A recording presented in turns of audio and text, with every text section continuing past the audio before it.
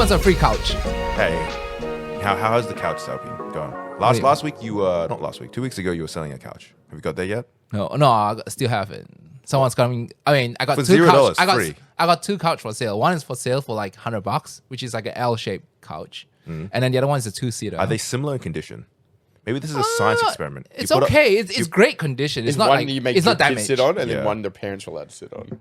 I don't know, both. I'm glad you sit on. It's just that it's just Both I gladly sit on. it's just dirty a little bit. William's a man of the people. No apartheid here. So And have you got access to both houses? yeah, Okay. Have you started moving things across? not yet because I'm doing a pest control on Monday first. Got it. Get rid of all the, the native insects. On I saw a cicada that day. Okay, I was in telling my Australia- wife, "Hey, this cicada took 16 years to grow to that size, You're about and then to we're move gonna wipe it out." You're not gonna try and make friends with any day. What was it? What is it? Remember he had friends with that stick bug in his yard last time? Yeah, this is Nah. a callback and a half. This is just destruction. William is a bug genocider now. You're more no bugs around his home. You're in a more bushy area now, right? Correct. So is there more bugs? Yes, Are you- I realized there's a lot more insects. I'm like, Yeah. the insects are much bigger. Is it like ecologically irresponsible for you to go bomb them? Well, you can stay outside my house. Just don't come into the perimeter of my house. I have next to my bedroom. I have like a force field of spiders. I have this like little nest of just spiders committed? that live around my window, and it's been perfect. Do you know Right? do you know what that is, Kane? Yeah. It's because you're spending too much time late at night on your computer. No, it's the outside. Yes, I get that, Yeah. but the There's the lights. the lights Oh, attract the moths, perfect. and then the moths attract the spiders. Ah, well, that it's works. an indicator of someone when someone's looking to break into someone's house. They're like, oh, that person must stay up late, so we'll avoid that house. Ah, They'll go to nice. another house. So That's it's ideal, protecting then. you from the insects and the thieves. Perfect. Then I have a beautiful symbiosis with the spiders. I live in harmony. I feel like I'm one with the nature. And then my mom came through the day and cleared out all the spiders. Oh, now you're on gonna my get windowsill. robbed. Straight in. And then all of a sudden the bugs are coming back in my room. I'm like, You have a force field, now no shield. now all my spider friends are gone, dude. It feels like Star Trek. Like, shields down! Yeah. This was a I got worst- real upset. I was like, man. Yeah, it was like, the worst part of like living with women was always like they just everything that moved they'd be like, kill it. You're like, just leave this daddy long legs, it's fine. It's not doing you any harm, and trust me, if it's there, it's collecting bugs you don't want around. Yeah. It's all right. I want everything dead. But in Australia, it's not too bad, right? Like apart from termites, what else do we got to worry about? Redbacks? Yeah, redbacks. But they just leave them alone. Yeah, They, but they you crawl up in crevices and Cockroaches. stuff. I guess your kids are Roaches are everywhere, though. That's global. When you've got small children, Ants. Hell no, ants. the threat of like more dangerous spiders like white tips and redbacks for small children is unideal. Right. Because they're likely to like collect them and accidentally knock into them more.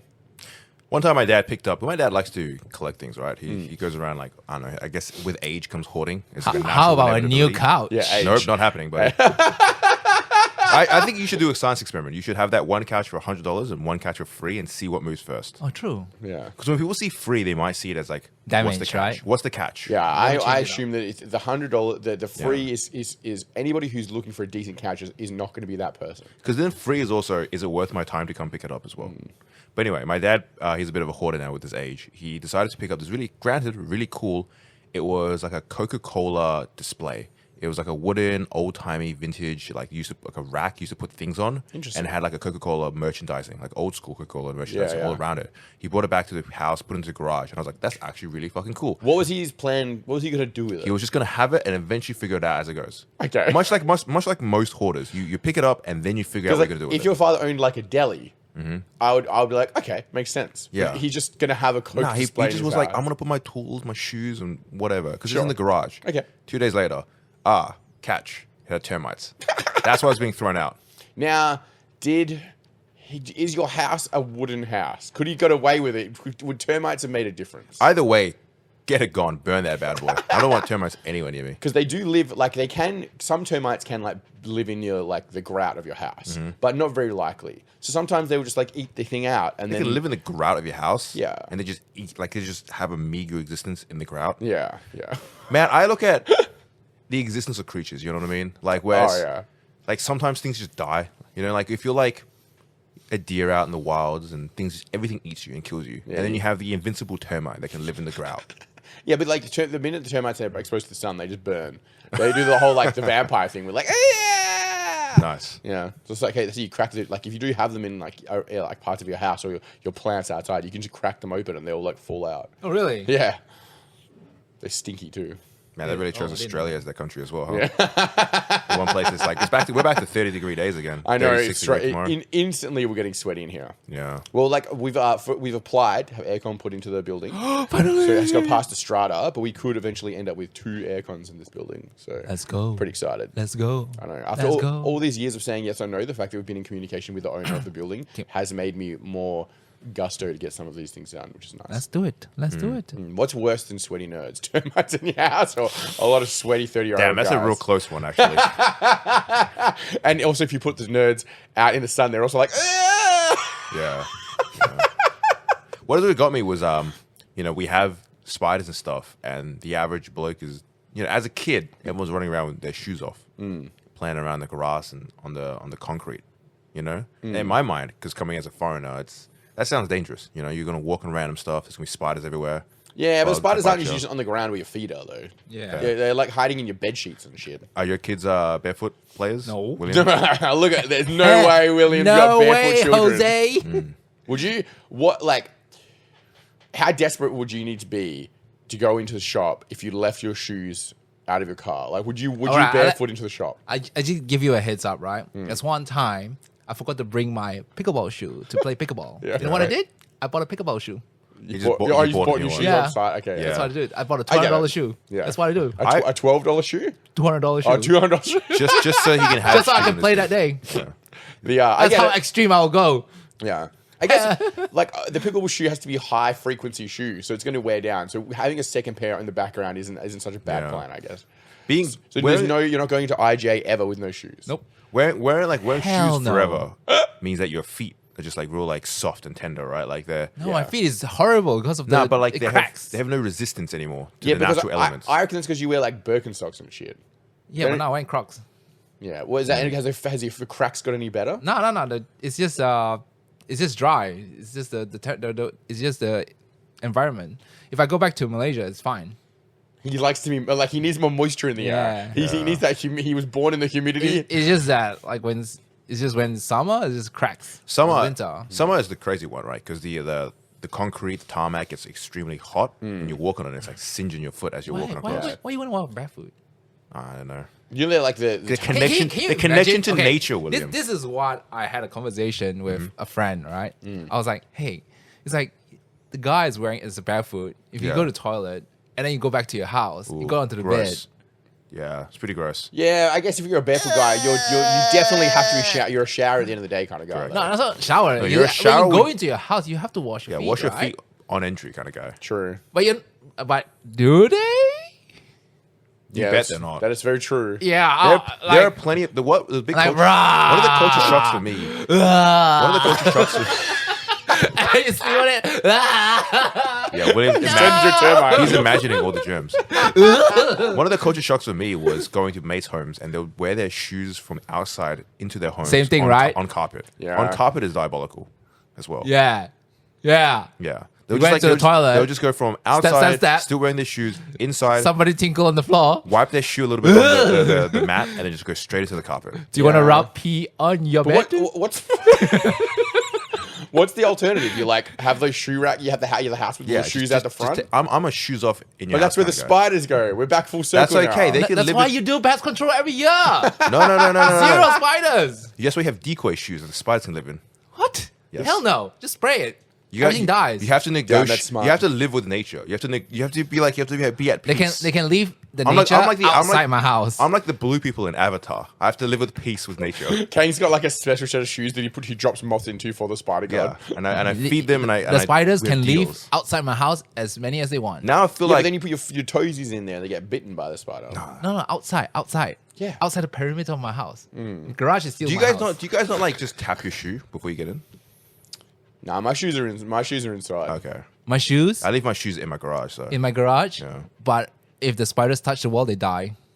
you're just genociding the hell out of nature. I do leave. I'll be fair. To be honest with you, though, I do leave my work boots outside. Yeah. And my I wear those 99% of the time, to be fair. So I guess I am, for the most part, practicing this thing you're talking about. If you do pest control every year, I know a bunch of spiders country die. kids. I know a lot of country kids will check their shoes before they put it on. Yeah, because you look for a huntsman then. Oh, fuck. You can put your foot into a shoe, and even if you're not I'm not a big scared of spiders guy. Don't like cockroaches, but spiders. You're right? most likely to squish the spider before it hurts You're you, most right? likely to squish it, but the huntsman will try to fight off. You put your foot in there, and you can feel it grabbing onto your toe, and you're like, oh no, Cool. That's a whole physical force that I have to deal with now. Yeah. And again, it's a small enough creature that you can. I wasn't ready squish for it. 4 o'clock in the morning having a battle. Yeah.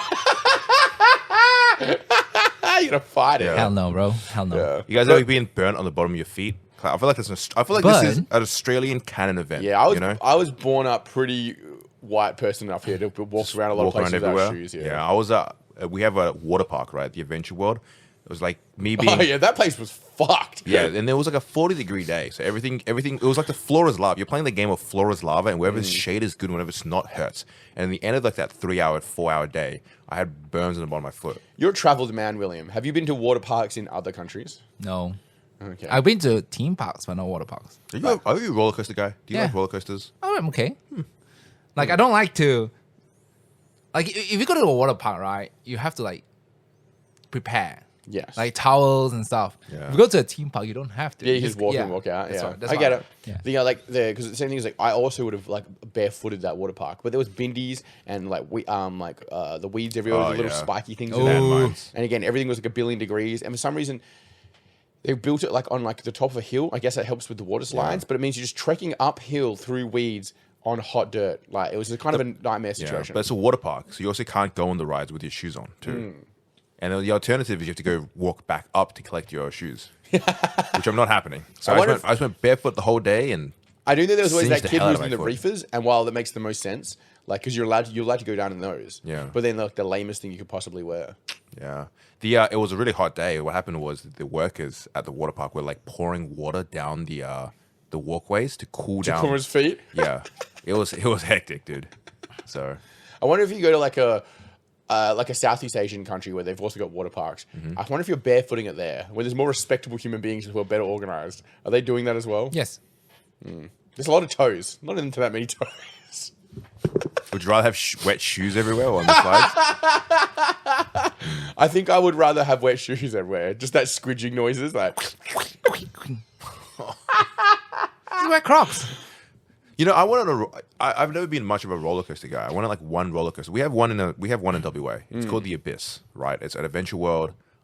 People like to talk shit on Adventure World, but like the rides that we do have aren't terrible. They're fine. They're like fun. In the scheme of things, not too bad. Because I remember the story behind the one we have here in WA was they had to get like a European team that had a proper designer who makes good roller coasters came through and Did made you a roller know coaster for us. that we almost had Disneyland here? Yeah. We talked about that on this podcast. We have. Yes. If we had You Disneyland, mean me that's, and Kane. the Disneyland part is hectic. I think it was like pretty early 3 or 4 episodes we talked Yeah, about that, right? it's Do you reckon it's doable? Do you reckon Is they can it- still do it? Nope. Yeah. Probably not now. Because the bird, the stupid bird. Yeah, that too, but I also think that our land is far more valuable than it was before. Like the reason they were putting it in WA because the land was incredibly cheap and nobody like had the room to like grow. Just move in like a bushland. Nah, but even that's all crazy expensive. Oh, really? Because the population's increasing so dramatically. Any land that can be used for More housing- Disneyland. That's why it's like Northern Disneyland. well, like the things like Northern. Manjimup Disneyland. Like I want like Northern's not that is only a couple of hours away, right? So it's like that is within the scope Yeah. of like putting a Disneyland in. Yeah. Because think about like the Gold Coast is for Brisbane. The Gold Coast, where all those theme parks are, is for like Brisbane, the capital city Yeah, yeah. of Queensland, right? And that's 2 hours away.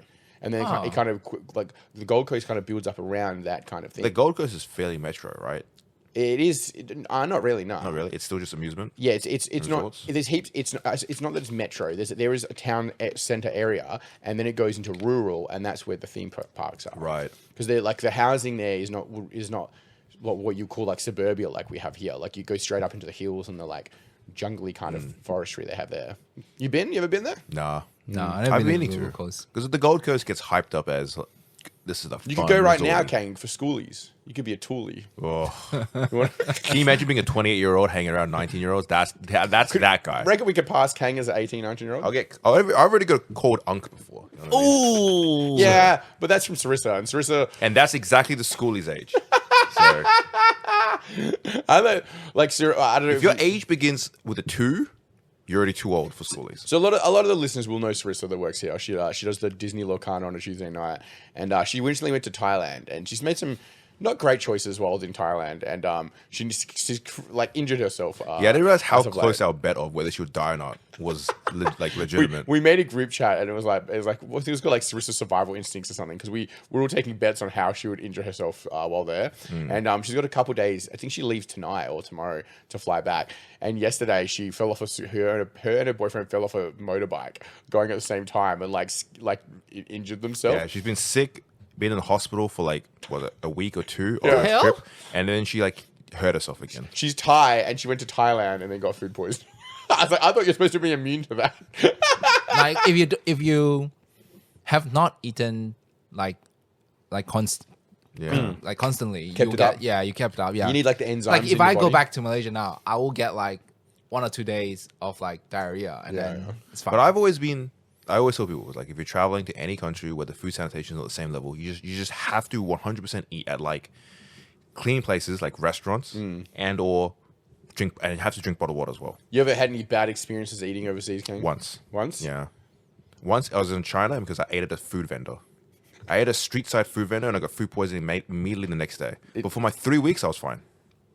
So I was like, was it early on and you just got it out of the way? No, I got it right at the end. Right at the end, I went 3 weeks of not getting any food poisoning whatsoever in China. and then like, hey, And then I was like- right, that looks good, day. And then this guy was selling candy apples on the side of a street, and I was like, let's have a candy Damn, apple. you got sick from a candy apple? Yeah. Is But it that was just like when they put the caramel on the outside of an apple? not a clue, but it was a street side vendor, and immediately afterwards that day I had food poisoning. I wonder what part of that you got sick from, because like the apple surely can't contain anything really. Not a And the clue. candy is Probably just the sugar. apple is rotten, and then they just coated it with candy, so you can't taste it. True. I feel like you could eat a rotten apple and not get food poisoning, right? I think that's true. Yeah.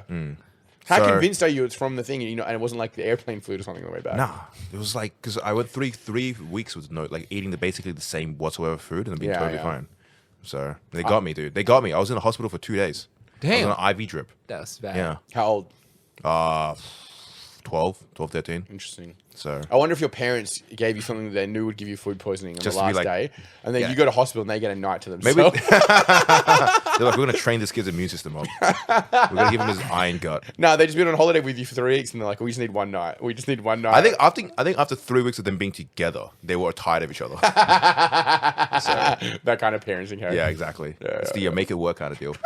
But yeah, we roller coasters, right? We have one roller coaster here in WA where the whole gimmick of it is called the Abyss because there's a significant section of the roller coaster where you're in complete pitch darkness and you can't see it. And the idea is that you roll into complete darkness and then you won't know when it's going to drop you. And it drops you and takes a photo of you. And something in my brain triggered. I was like, I'm not enjoying this. I don't like not seeing when I'm going to drop. Oh, I like Ooh, it. he was scared. Yeah. I like the darkness because I've been to one roller coaster in Yeah. Disneyland Paris, right? All it did was stress me out the entire time. And I was like, I'm at a theme park. I can go on the water ride, which is fun. Or I can go on the roller coaster ride, where at any moment takes an embarrassing photo of me. Just do it. Just ignore it. Kang's hypercritical like thought of himself is always it's a way to suck the fun out of it. Yep. So there's a roller coaster ride in Disneyland Paris, Yeah. which is the Buzz Lightyear ride. So number one, it does not start slowly. It launches you. Oh, yep. So it launches you into a tunnel, and the whole entire ride is pitch black. The whole moly. ride? Yeah, whole ride, but you get to see like 3D, like okay. planets because Gotcha. you're flying into space, right? Okay. So you get to see planets, and then you don't know when you're falling, when you are like going 360 and everything. It's just like real Yeah. sharp. Yeah, it's pretty cool. I like it. I like the whole launching. So you just like 5, 4, 3, 2, 1. You just go Yep. like fast, and then can't see anything, and then just My brain can't let go of the thoughts of I've seen too many roller coaster accidents. bro, It's you the just same- watch too much like It's Final the, Destination. it's the same. bro. It's the same thing with like people who are scared to get on planes. Like for me, my logical brain is like, I know the planes are fine, but I get on a roller coaster ride. and It's I'm like when you see a truck carrying timber, what do you think? Final Destination. You know those giant every single time I drive behind a truck with lumber, I'm like, yeah, it's Final finally Destination. happening. You know, a lot of companies started putting like a backdraw on those things just because people would complain about being behind them. That's it. I like the idea if I drive behind it and my back in my brain, I'm like, I'm ready. This is it. I've lived a long, healthy life. We're fine. It's either you overtake that truck or you just drive really far behind. There's some gnarly ones. There was a real gnarly one where it was a family in a car, and then there was a truck carrying, I'm assuming, some sort of rubble, some sort of like demolition, and just a piece of rock fell off from the truck and it landed through the windscreen and smashed through and killed the driver. That's fun. Yeah. Damn. I work. And that's like a true Final Destination thing of you're just driving alongside a truck and all of a sudden Can't do a it. brick flies off the top. Yeah, a guy that I worked with, he obviously survived, so it's less saddening than the story you just told, Kang. But I had to emphasize it was a family as well. he got hit by the bolt of the bolt head of one of the ones that hold on the truck wheels. Yeah. And it flew off, right? And they were driving up north, it was up near Kellebaron, and they're driving along. It's probably like 100 kilometers. They're probably governed to 100 kilometers. So it wouldn't be much faster than that, the truck. And he might have been driving just more than 100 kilometers, in fact, going in the opposite directions. And the wheel nut must have come off and it spun and it went through their windscreen. Ooh. And all that he heard was a really big bang. And he looked to his wife and said, like, what happened? And she said she just looked at him and like nearly fainted. The bolt had gone through the windscreen, shot through it, it was so quickly that it made a little tiny hole and the window screen didn't crack. And it hit him in the mouth and it took out all of his teeth. And it lodged into the back of his, basically the back of the teeth and took out all of his jaw. And all of his teeth just fell out of his mouth with the metal bolt. Yeah. And he said he couldn't feel anything. He didn't really know what had happened. And he tried too fast, right? He tried to speak, and the adrenaline kicked in so quickly that like he didn't feel a single thing. Yeah. And like all of his teeth fell out. And the way that I found out was every time he ate, he would make these really weird whistling noises. And I just didn't mention it because he's an older guy and he was like kind of in charge. So I just never said anything. And just one day after months of like being there, he was like, "Oh, I'm sorry, the whistling's really bad today." And I was like, "Oh, it's all good. Don't." She's like, "Have I told you about it?" And I was like, "No." So he pulls out, you know, the guy from James Bond where he pulls that face. Have you ever seen it? Where Like the iron jaw kind of guy? where he pulls it out and his whole face kind of like collapses yeah. away. Oh, yeah. Yeah, he had basically that thing. So he had this plate in his face that held most of his face together. So when he pulled it out, his top jaw and his bottom jaw and most of his teeth came away with this plate. Yeah. Whoa. And all his face kind of like sunk in because he had this like thing in there that Why is it detachable? I thought it would be like a permanent fixture. No, you got to like he had to take it out and clean it and stuff I like get that. it, okay. And so he took it out and he showed me, and it was like the majority of his top jaw, like above his teeth and below his teeth. And obviously, like, because it would whistle, because as you're breathing, it would make noise around the side of it. And it was like most of his face. I was like, damn, that's fucking crazy. The You can become a villain. because now. a car windscreen is like fairly durable. Like the glass is pretty good. So for something to smash through it, has to be going Like it went like a Like bullet. a bullet, yeah. yeah, it has to be going tremendously fast. Yeah. So in that case, there, like, what happens? Do you go through? Does the insurance? Do you sue the guys? Do you sue the truck company? They did find the company and they paid for the whole thing. Yeah. Yeah. Oh really? Yeah, 'cause it was- how do you find that company though? Is the other going opposite way, right? Yes, but they have any heavy vehicles like that are tracked at all times, and they'll have like a GPS tracking of who it was, who the driver was, all that kind of stuff, so they can tell. They just call up the transport companies, and there's only so many like big transport companies that are doing routes up there. I've always wondered, do you got to go through a lawyer? Does your insurance do it, or what happens? But yeah, the insurance, I assume the insurance would have done it. Yeah. But it's just crazy, like the You amount. call up insurance and you're like, all right, listen, my jaw's attached. So- He said that his wife, because they were driving together, his wife got really like woozy and passing out, and he had to drive himself to the nearest hospital of the place. So That's when you really need. It's like there's life and death moments. Where it's like you really need someone to just be like, I need you to lock in. Yeah, I need you to lock in right focus now, yeah. real quickly for the next hour. But it was also it happened like this is decades ago. So the medical It's not how, like pretty advanced. exactly. Yeah. So that's why I think today that you'd probably get more of a medical like restructure of your face. Like I said, like rebuild it a bit. But at the time they just had to do like the old timey plate kind of stuff. It's kind of like another guy I worked with up north. He had a motorbike crash when he was 17, and now he was in his 50s, nearly 60s when I was there working with him.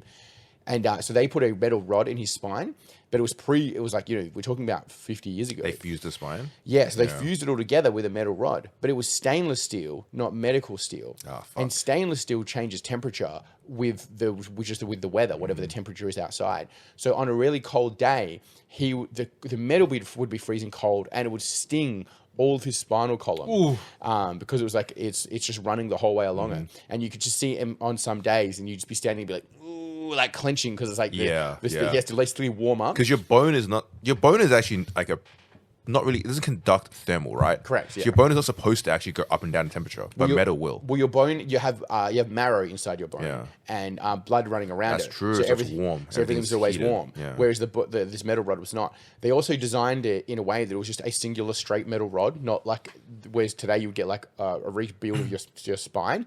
So he could only do certain bends. Like you couldn't arch his back at all because the rod He's literally. like the Tin Man from the Wizard of Oz. Yeah, he's very much. He was like the Tin Man, Clunking around. So. You know, this crazy way to catch mice. We have a bucket, right, and then above the bucket, he would put like a plastic, like maybe a broom handle or something like know that, this plastic, one, yeah. and he would cover it in butter and then fill the bucket with beer, and they would smell the beer. They would climb across the whatever's on top of it, like the broom handlebar, and because it has butter on it, they would slip on the butter into the beer, and in the morning you'd go there and there'd just be like literally like 30, 40 mice. It's the classic in the bottom of the farm bucket. trick of catching them. Yeah. Drown in the thing, it would stink.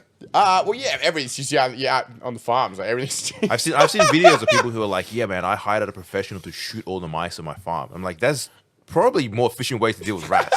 Yeah, it's just a psycho that comes along with like a flamethrower. So we've had like a fly infestation around our house, right? So my mom's finally gone out and bought those fly traps where you fill it with Bro, liquid. that shit is the most nasty thing Yeah, ever. the sticky- No. the sticky ones, right? So it's Don't no, do it. not the sticky one. It's I know it's like a bottle thing, and It's then like a it's just lantern. drowned in that. It's like a lantern, and Bro, you fill it's- it with this liquid, with water, Yeah. and it attracts the flies. The flies fly in and die. And we left it out for like a couple of days. We went back to it, and you just have this primordial sludge Yeah. of They got just maggots and everything just there. dead things building up over time. Yeah, because it's like genocidal to the flies. And then it also, it's pretty not convincing. but it is the also word, attracts things that want to eat the flies too.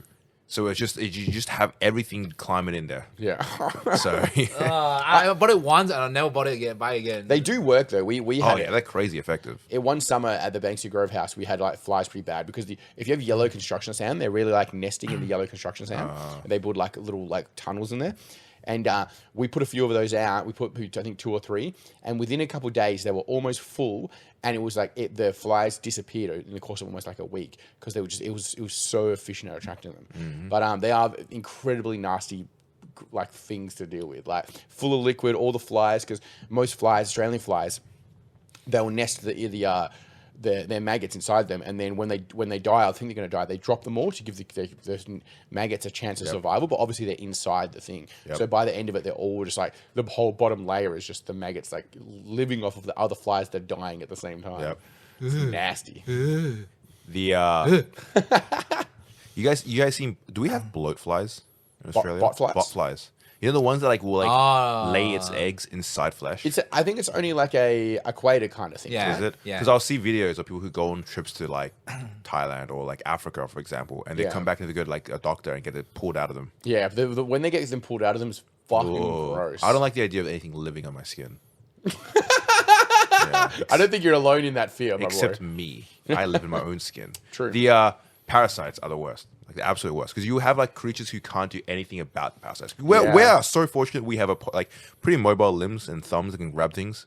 And I feel like, you know, when you see videos of like orangutans and chimpanzees, they're always kind of like pecking at each other. Yeah. It's like a friendly communal way for them to kind of deal with groom, pests. yeah. Groom each other. Right? Grooming is a big thing in animal kingdom. And then there's like the animals who can't. There's just the rhino who sits there, the hippo who sits there that can't do anything about the things that live on its Why back. do the birds do it? Well, even though, so True. even those have grooming processes, right? the things that gets me is the seafood stuff. 'Cause, Oh, like the yeah. fishes where they just survive, like the parasites that live. replace the fishes' tongues. That's a wild one. Have you Those are seen that one? nightmares. Yeah, that's a nightmare. If they look like giant slaters, and then they land in the mouth, they chew the tongue away. So they It's like literally eat cod their or tongue. trout. It's like super common in like one of the big fishes. Yeah. And then they replace the tongue, and that means whenever the fish eats, they just catch food that's coming in from the Yeah. fish eating, which is fucking crazy. And then you will get the ones where like they will latch on the side of the fish or whale or whatever and just suck on it and just Yeah. live on like a vampire. Because I'm convinced that if like we get aliens, right, that they're not going to be fun aliens where they like talk to us or even try and kill us. They're just going to live on us like that. That's what I'm convinced will happen. What kind of aliens would you like? What kind of if you know what? I hope they look like the District 9 ones. Have you watched the the prawns? Have you watched the anime where the alien is a parasite that can transform your limbs into like weapons? Oh, that's the one with the guy, right? Yeah. Yeah. That's pretty cool. I know of it, but I just never watched it. Have you heard of the K218b planet? What's This that? is, they discovered it not too long ago. It has more water on that planet than us, than our one. It's the first one ever they can Okay. confirm. But it has to be liquid water, right? Yeah, it's liquid water. Nice. Yeah, so it's quite far away. It's called a super Earth, and about 124 light years away. It has a hydrogen-rich atmosphere with a detected methane and carbon dioxide, which means there's something living in the water. In theory. It could be anything. In theory. Well, the only way, I guess in theory, right? Because scientists have discovered a lot of like planets that are capable of sustaining life. We just can't prove it has life or not. In Well, theory, it should. I guess the only way that we currently know to make to produce that level of carbon dioxide is it coming from the exhalation of a living Correct. creature. Some sort of like organic life form. I guess being producing on another carbon planet, you dioxide, could just have like production of carbon dioxide just could be part of their planet Yeah, though. That is true. Do you example- think in your lifetime we will see like travel? What if not light travel? I High-speed think travel. because the inflation across the planet is getting so high, Hyperspeed. the cost of doing any of these things is becoming less likely. You know what I The mean? whole point of the laws of physics is that you can't go faster than the speed of light. You'd have to. Yeah, but we made up the laws of physics. We just made that up. Yeah. No, the laws of physics is we observe the world around us. That's the whole point of science. Yeah, Science. based on what we know now. We can bend. We can bend, you know? You know, like they bend in the movies, they just bend one end to the other and make it closer. Yeah, I'm going to earthbend my way to the moon. To be fair, I'm not smart enough to say yes or no to either of that. I think it would be more cool if we had aliens. It would be more interesting. Would people? I think people would complain less. Some people say would say living in Australia we're surrounded by it. Depending on how Yeah. many teeth that It'll person be has. cool if we people, can have people complain about too many petty things. At this point now, just bring the UFOs. Yeah. we can have our portal travel. The whole we shouldn't really get too far down this, but like the whole Area 51 thing, they got like semi-debunked during like Trump's original reign, right? So is that, I feel like people just hyped it up too much. was it when was not Because there's plenty of let's think about it, right? Any military base is classified. You can't just walk into any like military base. Correct, yeah. So what makes Area 51 the special one? Because they It's- faked the moon landing. It's just I feel like it's just this was like hyped up to be the one. This in the culture, Area 51 was where they put all the hidden. Well, secret let me stuff. ask you a question, Danny. Do you believe in the moon landing? Do you believe in the moon landing, Kang? Yeah, I'm not just saying. I so it 100%, definitely I happened. 100% believe that we've been to the moon. Really? Yeah, Well, 100%. why can't we go now? Because of the money. That's what we're talking What's the about. point? We've been there. No. Don't talk about the money. Oh, they're getting into. But that is the reason why. No, it's not the reason why. Yeah, it is. We don't have the. It costs too much What? money, and the insurance to like. Wasn't to it in the lose an last few astronaut- governments? Like most No, governments have because pulled massive no, funding now away the from problem space is exploration. no one could prove that it could go even too close to the moon. Interesting. I think that's a conspiracy theory. No, it's not I don't think- I don't conspiracy. think that's true. It's pretty legit. You try to Google. I try to find information, and you can't go. No one can prove it. Oh, now we're do you- getting what to do the you fun mean? part of the podcast. Like- This is what I like. It's just that with the current technology, because it's a radiation belt in between the moon and Earth, no like sounds craft like can go through it. Sounds like you listen to a Joe Rogan podcast, and Hey, after I listened to it, I investigated too. I don't know if you investigated so much as you Googled things. So Yeah. here's my stance has always been. Yeah, then that's the thing, right? Whether the original Apollo lunar landing was real or fake, I'm happy for both sides. And ultimately, I don't think it matters because ultimately, whether that was faked or not real, history has happened in the same. Fake or not real? So whether it was faked or real, It's- whether it was faked or real, the outcome of it was real. And the end of the Cold War, the history, the ramifications from it, all happened anyway. Ooh, justified So it fakeness. doesn't matter whether it was fake or real. In the case, Yeah, because- the ramifications of everything, it was still real. My take is Okay, I get it. always like, why can they do it then and do it now? If you say it Yeah. about money, there's a lot of things that people are not supposed to do and they're still doing it for wasting money too. Because I feel like people get it's really not about caught up money. with whether the moon landing was real or fake, and I'm like, I don't know. there's I just more important like conspiracies to why talk can't I about. just do it now? Like as a regular Joe, right, Mm-hmm. regular guy, is it more silly for me to think that it could be faked, or is it more silly to think that it could not be real? The average person believes all the all I want to know is why can't I do it now? That's all. I think okay, Occam's razor, right? They usually the simplest answer is the simplest answer is the answer, which like there's just what's the incentive for governments to be throwing billions and billions and billions of dollars towards landing on the moon now? Yeah, correct. Because we had that era post moon landing where governments really wanted to go out and explore and get to the same level of America, where like America was the pinnacle of technology, and governments wanted to prove that they could also get to the pinnacle of technology and also get to the same level of receiving research data from the moon. Yeah. But now that the countries have been there, they've got their research data and they can prove that, hey, we've also stuck a flag on the moon. What's the incentive now? Yeah, and I think it's what we consider the pinnacle of because the next pinnacle is Mars now. It's less. I think it's less than. Well, they have to go to the moon first before they go to Mars, right? Well, the pinnacle of technology like a becomes trial, more based right? around warfare. So it's they're better off spending this crazy amount of money on like protecting themselves through like weaponry than it is to send people to the moon. And the once again, the logical thing of this, there are thousands and thousands of people that work in all sorts of logistics around sending satellites, sending stuff to the moon. It requires every single one of those people to also be in on the secrecy. Yeah, that's what I think. Yeah, I think it is any of the big conspiracy theories. It's when there are thousands of people that have to work in, even like down to like manufacturing and logistics, and then not even just the people in the control deck. There's so many people here that have to. Well, they can build. Of course, they can build all the like the rockets and everything. But the person traveling there, they could just go up and into the orbit. Gotcha. Orbit definitely is 100% possible. But after the orbit, you can't see where it goes, right?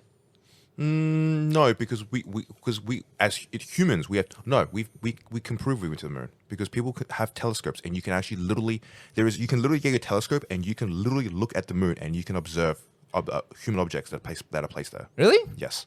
That's what I thought, but I wasn't really. Really? Is it proven? I remember reading this article. Okay. NASA, I want to find proof of that because they I remember debunk this that article shit. now. NASA has placed reflective panels on the moon that the average person can actually get, like human, like regular things you can get, and you can you actually reflect a laser off the moon and have it bounce back. I hope it's in the shape of that S that you would draw in high school. You know what I mean? Like on your desk or something. Or a big penis. Like every person's like every dude ever is like, let's draw a penis. It just says like Russia sucks. I think I always think that about any of the conspiracy theories where you're asking too many people to toe the line and keep the secret. And I just don't think the average person can keep any secrets whatsoever. Type in like moon reflective panels, something like that. Because I remember reading something about it. I could be pulling out my ass, but I remember reading that. I've heard about that as well because they shot a laser. Yeah. And then they wait the laser to come back. Because I know that there are man-made objects placed on the moon. Have you ever tried to like organize a surprise party? You ever have you ever done those things? Like, you've got kids. Have you ever tried to organize a party and kept your kids? I feel like the surprise party thing is way harder than people realize. It's really harder for everyone to just keep it a secret. People will tattle. This is what I'm saying. Is like, especially as technologies, I think even maybe in the past, right? Maybe at the time of the moon landing, when technology and communication was not as good, maybe you could have faked it then. But I don't think in today's society where people have Instagram and Facebook and you can tell people, thousands of people, millions of people straight away, I don't think any conspiracy theories are true. I think there's dodgy things that can happen, like underground casinos and like drug rackets, all that kind of stuff. Yeah. But like the reason the cops managed to find these people is because they have to talk about it and they find the things out. The truth is, I'm a big conspiracy guy. I love a good juicy talk about like all the crazy stuff that happened in the world. But for me, the biggest conspiracies are always the ones that are still grounded in like very firm reality, where there's not really conspiracy anymore. Like, for example, when people would talk about the Epstein files and stuff like that, where it was like, oh, it's a big conspiracy. It's like, it was never a conspiracy. Like you gotta understand that at a certain level of wealth, people are going to do crazy stuff. And that's not even conspiracy anymore. It's just like people. There are going to be people that are willing to have so much money and power that they can do all sorts of wild things outside of the general public eye. There's also hindsight of like looking back and having people trying to blow the whistle on it for many years as well, but people aren't willing to listen to other people say crazy stuff. So it's not very conducive of that thought either. So for me, all the conspiracies in the world have always just been like tied around very logically, like it's just all of it comes down to money and power. That's really all it is. So Power overwhelming. my favorite juicy topic is like you can literally the truth is a lot of the money in the world are just embedded in families that have always been very wealthy, right? Like old families since the old money, baby. Back in the day, way back in the day, like royal kingdoms, right? The money doesn't just disappear into the people; they get passed down, inherited, and they get passed through, and eventually these find themselves into, for example, Russian oligarch families, right? And these people actually have a lot of power and wealth, and they can influence things around the world. This is just how it goes. That's just normal. Did you know that? For example, I could be pulling it out of my ass, but I could be pulling this out of my ass, but it was like Sony is 1/3 owned by a Russian oligarch, like. Most of the big companies are owned by and Sony's a BlackRock. multinational company, right? BlackRock owns like everything. Oh yeah, and the Vanguard. Well, it's most BlackRock, right? and in the Yeah. market. And once again, this is not even conspiracy, right? In the Yeah, modern you day, can just search it. In the modern day world, not even conspiracy. In the modern day world, most of the companies in the world are major investments in giant holding companies. These are giant holding companies. There's three. Yeah, it's true. Like BlackRock, Vanguard, and I can't remember one more. Whatever, Goldman Sachs or whatever. They're massive holdings companies that have. A majority, they are the people who decide on the investments and the movements of companies around the world. But it's also, but you can just go buy shares in BlackRock right now. Yeah, you can. They're not they don't. I think people see them as this like hidden secret society thing, but it's not. It's like it's just publicly traded. Well, companies. I'm not saying this necessarily Because conspiracy. if I'm you're- just saying that if you're a if public the traded money company- and the money and the power in these companies, they have a lot of influence on how they want to invest and direct Yeah. technology and That's also business just and the control. natural flow of like business, though, right? Correct. Let's say like over the next course of like 5-10 years, we open 5 northern boards. We've just got 5 northern boards in different locations. Eventually, someone's going to come along and they'll assess the business, and if it's making money, a bigger company will be like, oh, we'll buy that, because that's what they're in every big company. They have people's job who is just acquire more business, and they will just acquire businesses. And eventually, like a bigger company will come along and look at their business that acquires businesses and be like, oh, these guys are making money. Yeah. We'll buy them. And the ones that don't make money eventually fall over and they just disappear. And the ones that do make money will always be acquired by the bigger fish. So kind of like that, as I've seen from Star Wars: The Phantom Menace, where they're in the underground X section and the big fish come along. Yeah. It's like there's always a bigger fish, but I guess in this world, the big fish end up at the. It's why when BlackRock, people right? talk about like monopolization, it's like it's always kind of been Yeah, monopoly. it is. It's always been. Okay, I just Google, right, what BlackRock has like invested in, like in percent, like how Nvidia, Apple, Microsoft, Yeah. Amazon, All the trillion-dollar- Alphabet, Meta, Meta, companies. Tesla, Which I think pharmaceutical, Eli But Lilly. okay, to be fair though, it's not just BlackRock. Every major investment company, because the whole point of investment companies is to put money in big businesses. Like even like Warren Buffett has money in Apple, Nvidia, Tesla, yada yada yada yada. And I think the thing is what really happens is it's just the natural flow of how all. But the thing is, when they have that kind of investment, they sit on the board. Yeah. Yeah. That when you sit on the board, you decide. You have control. You have control. It's some sort of control. Depending on how much Or they have sucked up, percentage, yeah. Yeah. Definitely have percentage. Thing is, like, the thing about the like eternal magic for you, William, you theoretically can make a successful business, and you're going to spend most of the rest of your life doing that, potentially. Now, there's going to get to a point where your kids have to decide whether they're going to take over the business or not, and your 2 daughters might get to a point where they've got no interest whatsoever in taking over that. So you'll look to sell the business to someone else, and it might be someone bigger. Like, who are the guys? I know the guys that just bought we talk about POS Binder. They got bought by the guys who bought Channel Fireball, and they got bought by TCG Player, right? Yes, eBay. Yeah, eBay, right? Yeah. So eBay. So now a company that has nothing to do with cards specifically now owns all of that card-related product, and it's all just because somebody who started POS Binder, which is like a stocking, like a website builder essentially for anyone listening, is like they've bought that. That guy just probably got to retirement, or they offered him enough money. He's like, well, I can just set my family up for the rest of their life, so they'll sell out. Now there's all the harmony and beauty of building something like a restaurant or a business or a mechanics, whatever it is, and then teaching your children how to do it. But that's not. We don't live in that generation of like fathers passing down their trade to their children and moving on like that. That still does happen, but nowhere near a frequency. So at some point, someone will come along, offer you enough money, like, oh, I can live a good life. Also, it's the dream of every startup now. The dream of every tech startup is that you exit. You get to a point where you are able to sell off your company to a worthwhile investor, and you'd be like, I'm done. I'm not going to retire now. Yeah, and a lot of times, like a lot of good business practice, which is something I don't do, has the exit built into the beginning. Yeah. You're like, this is the goal we're going to have, and this is how we're going to approach one of these big companies, and this is the big company we have in mind, and this is how much we want to sell it for, and this is how we're going to convince them that it's worth them to buy it. So many companies have that in the thought from the get-go. It means that like it's an objective that's always going to happen. They're going to sell to someone, and sometimes very specifically, they know exactly who they're going to sell to the minute they start the business. Because a lot of the dream of the super mega successful, $1 in a million startup was very much a like early 2000s during the dawn of like technology and emerging technologies.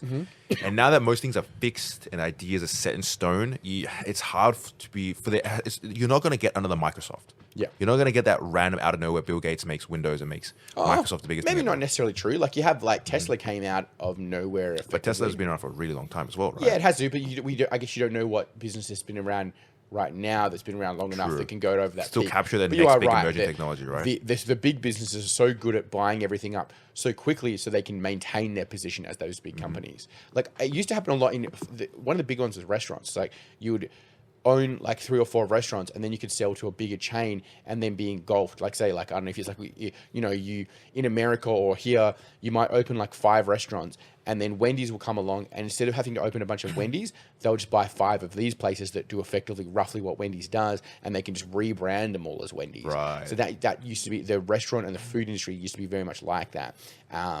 It was really McDonald's that started to change that, where they would buy the land and then lease it out. You reckon Raising Cane's is still privately owned?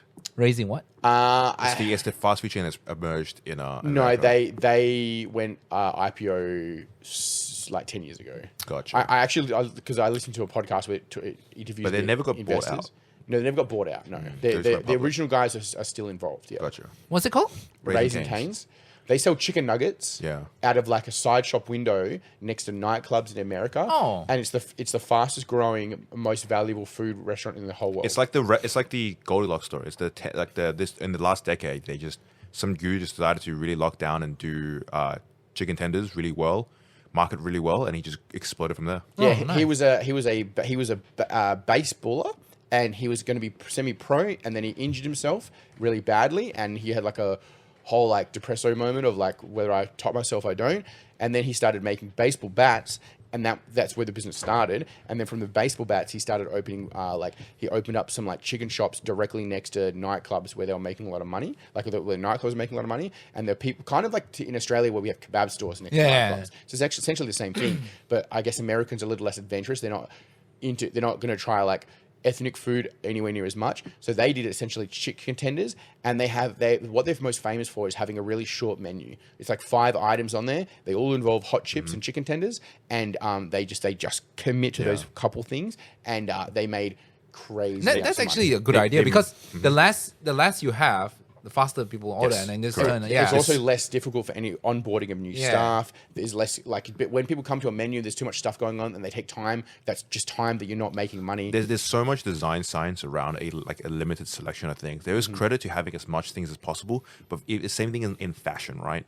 The less you have on selection, the more easy the consumer will pick out. These are the premium option, and these are just gonna be like go done fast. And you can also he was really smart. Because chicken tenders themselves aren't anything special. You can really mark it up as like, we make delicious chicken tenders, but you can only take chicken tenders to a certain level. He focused all his marketing on like his signature sauce. He was just like, you got to get the chicken tenders, you got to get the sauce, dip, go, go, go. Yeah. So cool.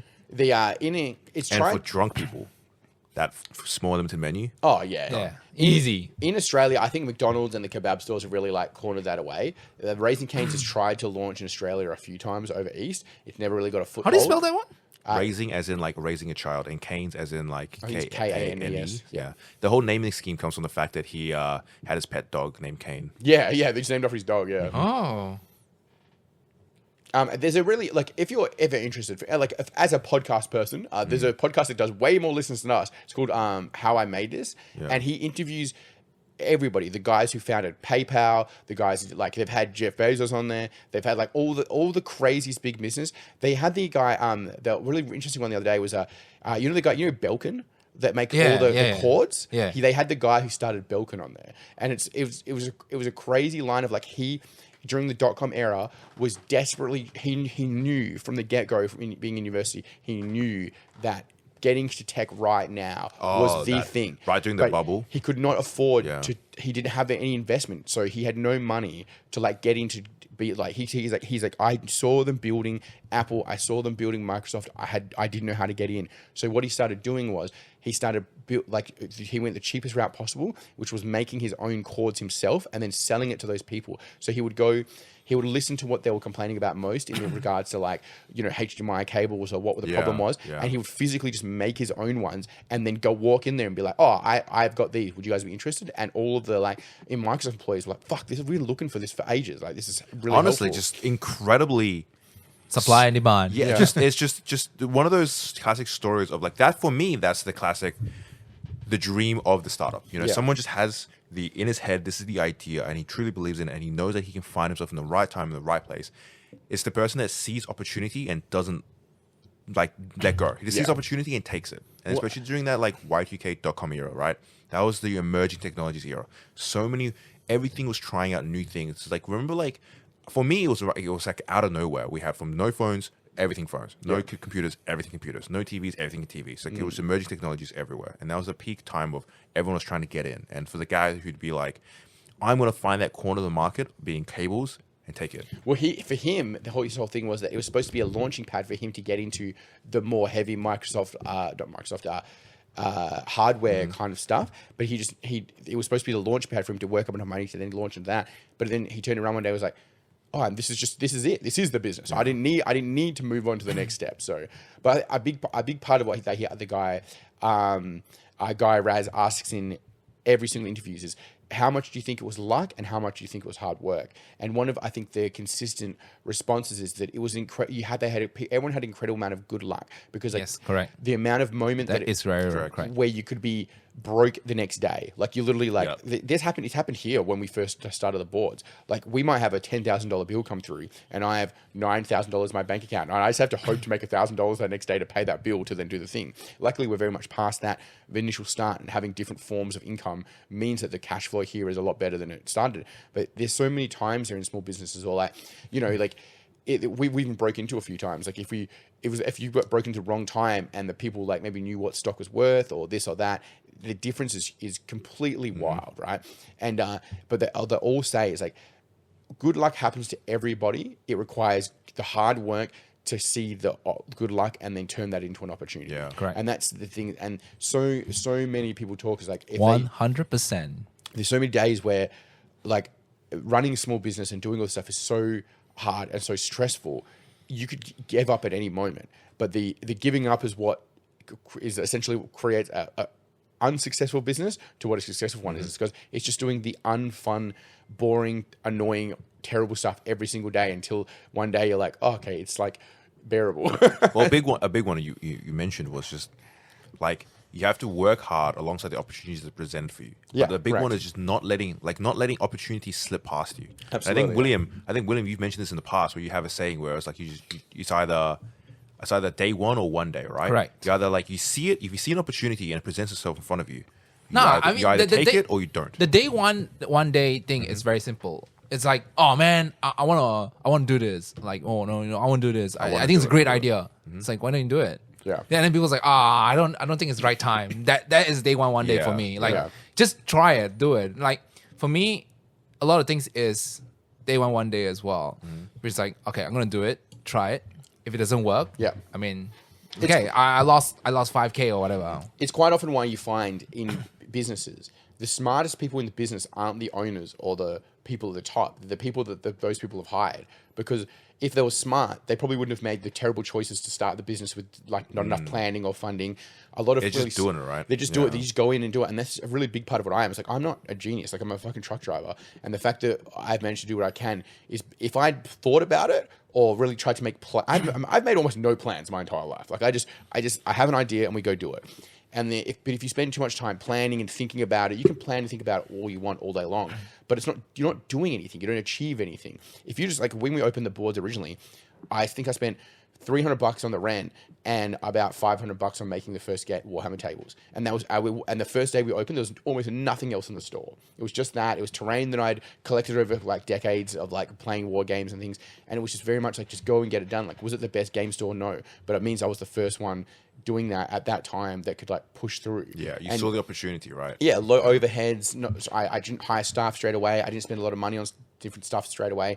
And it just slowly builds up over time. And that sustainability is what's allowed it. But if I tried to make like if I spent too much time planning, I might have taken too long and someone else opened up the shop doing the same thing that's too close, all those kind of things. And I think if I made a plan properly, I would realize like, oh, I don't have the money to do this, and I wouldn't have done it. You know what I mean? But stupid me comes along and is like, oh, I'll just do it anyway. Well, how bad can it possibly be? And being able to ignore some of the markers of like you shouldn't be doing this. And it's quite funny. It's like when you start in Australia, you're not allowed to run insolvent. You have like the government doesn't allow you to run where you can't afford to make any money.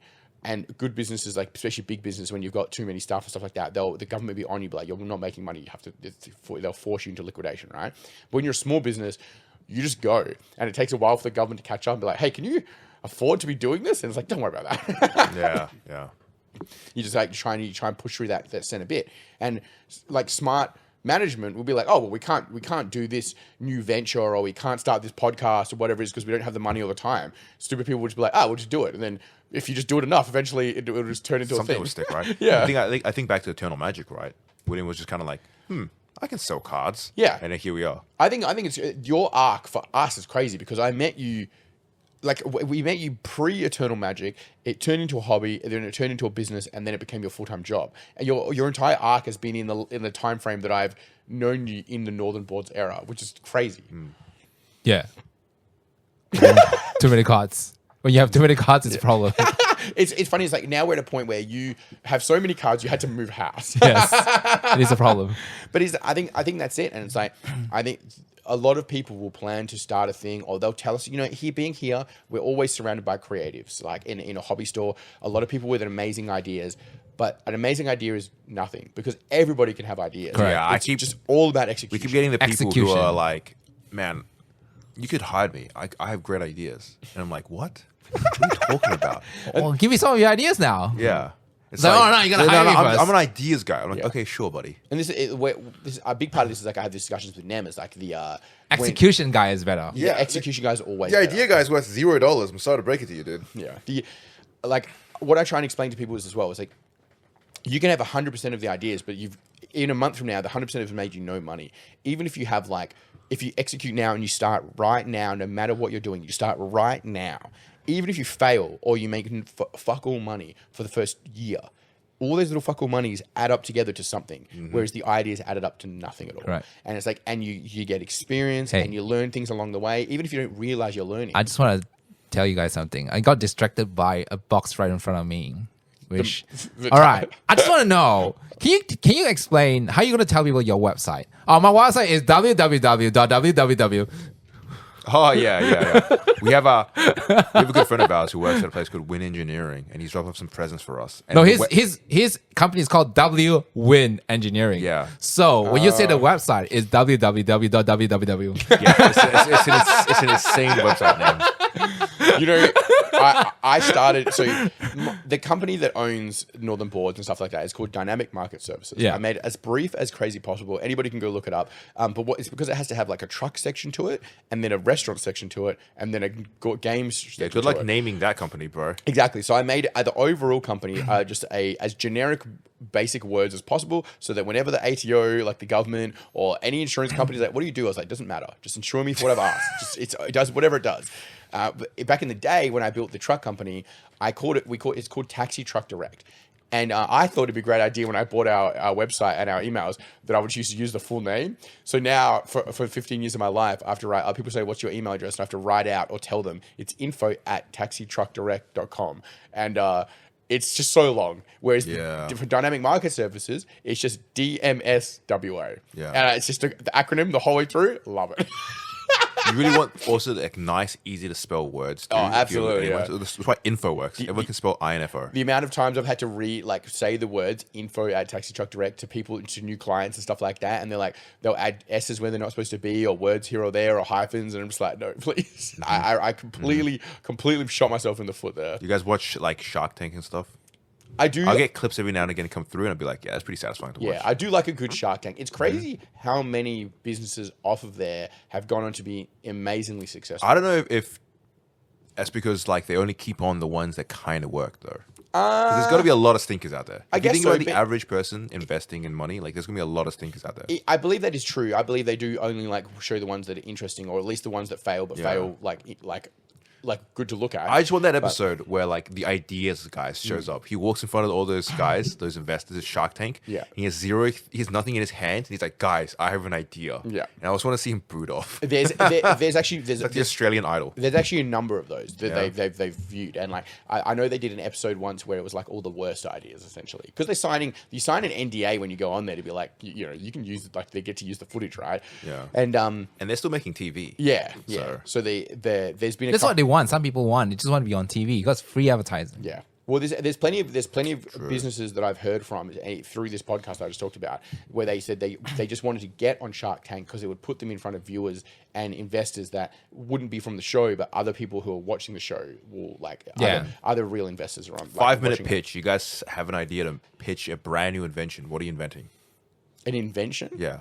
Or a device, idea whatever. or a You're in solution. front of the Shark Tanks right. You're in front of the sharks right now. And you just made a brand new You gadget. have a unique position, Kang, where I come to you with all of my ideas. Oh, so Kang has, what's the most fun one? What's the most fun one you got?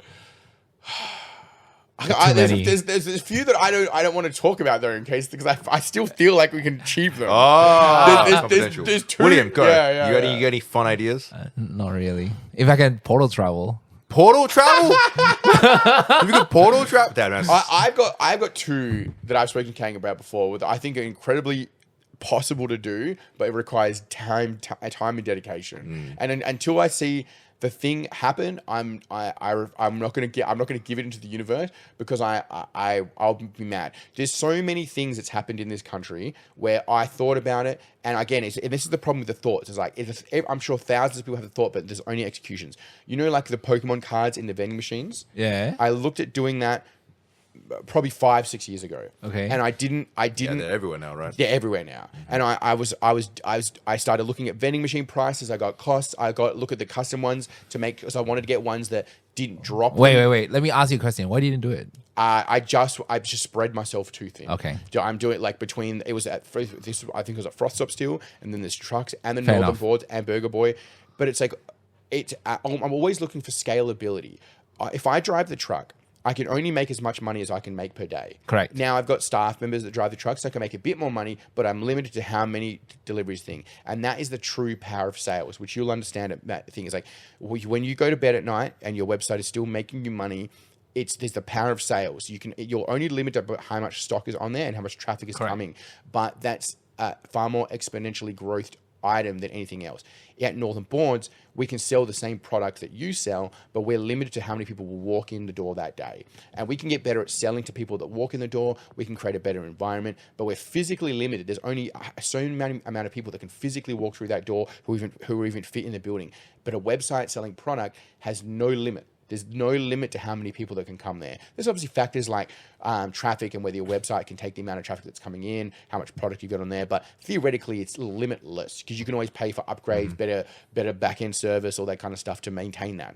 Now, I've always looked at what are the ways to create the least amount of limits. And I know there's one that I've talked to you, to Kang about before, in like a competitive like gaming scheme where it has no limits because it requires no physical item, and it's just a subscription-based product where I think it will be received very well. Something like that. Or like the sales online is huge, because even if you only make mega sales throughout the day, you only have to make $1,000, $1,500 worth of sales a week to also match someone's wage. So it's like, once you start it, you can go from there.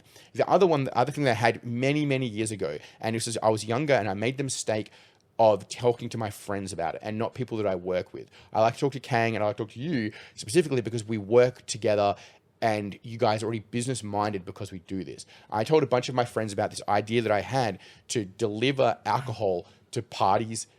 So you either drive around with alcohol, right, yeah. or they pay you to go pick up the alcohol. So it's pre-Uber. Uber didn't fucking exist when I had this idea. So it was like, if I was smarter, I could have just produced that onto Uber and people like, oh, I should do it this way. But it was like, I was like, and now in Australia, there's companies called like Jimmy Brings and stuff like that. And their whole job specifically is just to, like, you get a bunch of drunk guys at a party. None of them can drive, especially it was the advent of like the laws around drink driving. Right. Because for good or ill, even when I was a child, the amount of drunk dads that would get in their car blasted, often with their kids because they wanted to go get snacks from the RGA, and they would just get in the car, drive. My dad never did this, but I was at plenty of other bogan parties, right? Would drive to the shops. They would buy more beer and alcohol. And then the kids would go into the IGA, buy snacks and things. Then everyone gets back in the car. Everyone's drunk out of their fucking mind. And then they would drive back to the party. As the advent of like the laws around that started to become more strict, I was like, this is just a great idea. You just pay someone. It's like someone would come, you could call them. Obviously, again, this is years ago, so it was like in the newspaper or whatever it was, or you put magnets at the bottle shop. Especially if someone lives nearby a bottle-o. Yes. Yeah. You put magnets at the bottle shop that people can collect. The bottle shops will love it because they're selling more, because there's the drunk guys who will drive there and they're kind of a nightmare to deal with. And there's the guys that are too drunk and they won't drive there, but they want more beer. So you have a service where they go and someone else just goes and gets it. Just like where you can now you can send a guy from Uber to like Uber Eats essentially, right? Right. It's Uber Eats There's and Uber for Boots. everything now. Yeah. You can send an Uber guy to pick up almost anything. It's just a Parcels and courier. stuff. Yeah. It's just a courier service. And I had this idea, and I told my friends, and everyone laughed. They're like, "That's such a stupid idea." And then in very short but form, everyone will make fun of everything until it works. until it works, right? And then in very short, You're Yeah. cringe until you're successful. and then Uber came, and then Uber Eats came, and then Jimmy Brings came, and all these things, and I was like, "Damn it, that was a fucking literally a multi-trillion-dollar idea," and I just didn't execute it. What I've gone from, like, I don't know. What I've gone from any person that I've like, listened to or had come through my feed of like remotely successful people. There's one predominant thing where it's like, just don't listen to people's opinions of what your ideas Oh, are. absolutely, you just have to do If it. you believe it, go for it. Because the world is littered with businesses that started and failed, but there's far more people. The world is littered with far more people who had ideas and then never did it. Yeah. Yes, and that's why I don't feel bad about talking about, like, because everybody has, I had a great idea, but someone else stole it. It's like they didn't steal it. They just beat you, and that's fine. It's too slow, baby. Just One too day, slow. one day or day one, baby. And I don't feel bad about the Pokemon vending machines or anything like that, because I'm already doing things. Whether they'll be as successful or not, you never know what's going to be the $1 million idea. As long as I'm always striving to like try to do new ideas and listen and take things on, and like we have a lot of business ideas pitched to us here. Not all of them are amazing, but I always take the time to listen to what people have to say, because you never know what little bit of information you can glean from it, what can be used, what can be like, if someone's coming to me and pitching an idea, and if I feel like they have the, Kang's been privy to this many times.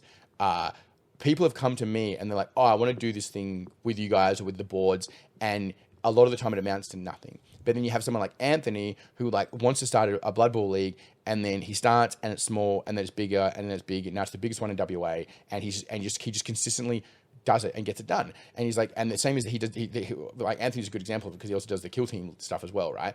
And it's the big difference. And now we can support him, but he can also support us, and he's built a charity around it, and it's like all this incredibly cool stuff. And it's just because instead of just telling me about it, he started it, and then we can mutually support each other, all these kind of things. You can just start like, hey, can I like organize an event next week here? Yeah. I'm just gonna be like 4 players, and then it's like, cool, you get 2 tables. Absolutely. Yeah, just And- start it off. But how many times, Kang, has someone told you that they're thinking about opening a game store?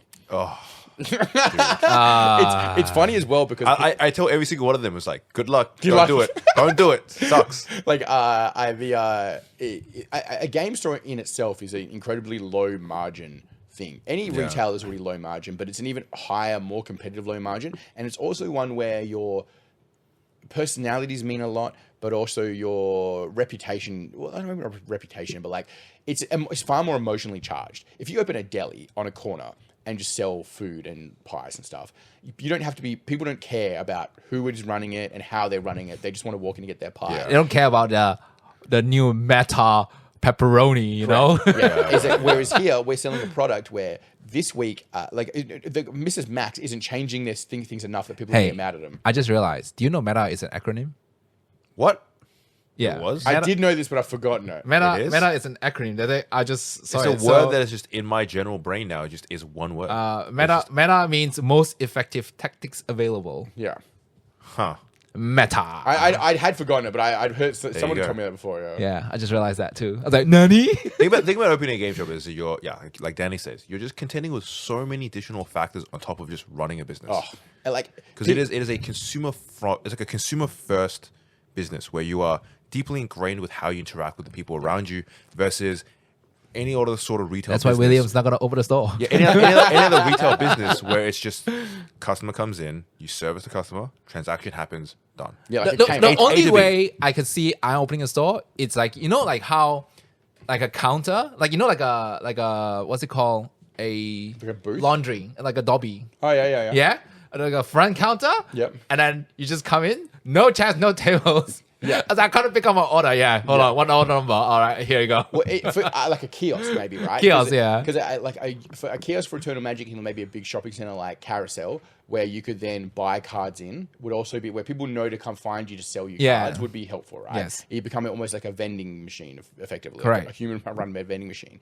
But it's like we talk about the fact that people can get upset over our product, not from us, but just from like whether they don't like that version of the set, or they've made it more expensive, or they've done this or that. It's like if you're at Kmart, people come in, they look at the toaster like, oh, I don't want to pay that money for the toaster, and they leave. Yeah. Most of the people aren't going to the staff and complaining about it. Whereas like here, and the people are perfectly okay to complain. We're not just saying we're sick of people complaining.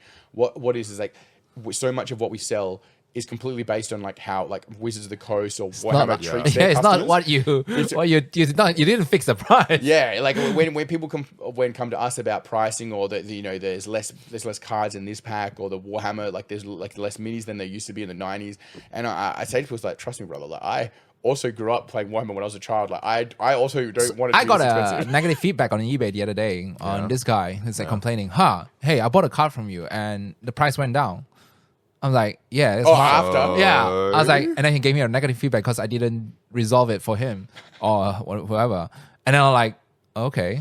I told him like that, and then I complained to eBay customer service, and then removed that funny. feedback. They That's like someone. Yeah, going- just remove it. That's like someone being like, "I bought my car, and then the next year it depreciated in value." That is crazy because I was like, oh, that's market, bro. What if the price goes up? Yeah. Do I come to you and take more money? that is funny. That is very, very funny. I was like, bro. That guy just wanted to justify his like angry moment. I was just like, upset. no way. Come on. Like when it goes up, like it's fine. It's fine. Don't come to me. I guess there is a bit of one of the benefits of being a face-to-face business is that people have met Kang, they've met I, they get to decide whether they like us or not. But if they do like us, they're less likely to form a complaint on there. And it's a big part of why like Burger Boy has from the Uber Eats to the regular business has different names. So because it's a lot easier to complain on Uber Eats than it is to complain on the restaurant, right? So we have two separate ones. So that all the people who validly complain about Uber Eats being shitty complain on that one, and it doesn't affect our ratings on the other one. So what if we do that for Northern Boards? All right, we're at an hour 15 mark now. We've got to wrap it up. The boards is going to be open up in the next Right. 30 minutes. Thank you. Nice. I want all of us to have a fun pitched Shark Tank idea next time. It doesn't have to be a serious idea. All right, I'll come up if we with one can, I'm if we willing can, to talk We're invent- gonna make it Shark Tank Week. yeah, if we Not can, next if week. we can come up with 'cause like I'm not a, here. not like out there like a teleporter, but like a Something functional. Okay, something practical. functional-ish. Nothing. Current practical should shit. we have if we create something that we actually can do? Should we have a little race so you can maybe achieve it? I'm first? inventing aircon chairs. Hey, wait. Hold on. For the You got 36 to degree pitch day we're gonna have tomorrow. like a legit Shark Tank, Yeah. and then when you pitch, we both be the sharks, and we ask questions, and when we take turns to be the shark. Ooh, damn! I like Yeah. this. All right. So we gotta write down notes, and then who has the best practical idea, legit idea, Yeah. wins. But I'm gonna go for fun ideas. No, legit. I'm Don't be I'm like going for a stupid. fun I'm one. gonna call it Goblin Tank. All right. Trust me, out, guys. It's all inventions that blow up. If you're interested and you're listening and you're about small business, the last person the guy had on that interview was the guy who did Gymshark, who became the youngest billionaire in the whole world. Oh, yeah. And it's Yeah. an incredibly impressive rise because he started the business and he didn't really know what he was doing, so he just kept, as he made more money, he just hired people in the different roles that knew more, and then he would just learn off them. He effectively bought people that he could hired people that he could learn off of, and it's an incredibly impressive role. And then eventually he realized, he's like, well, I've got all these people that are better than me doing this, so I don't have to do anything exactly other than like just kind of like point the business in the direction that he wants it to go in. And it's very impressive listening. So go check it out. Awesome. Thank you very much, everyone. Take care, everyone. Bye-bye.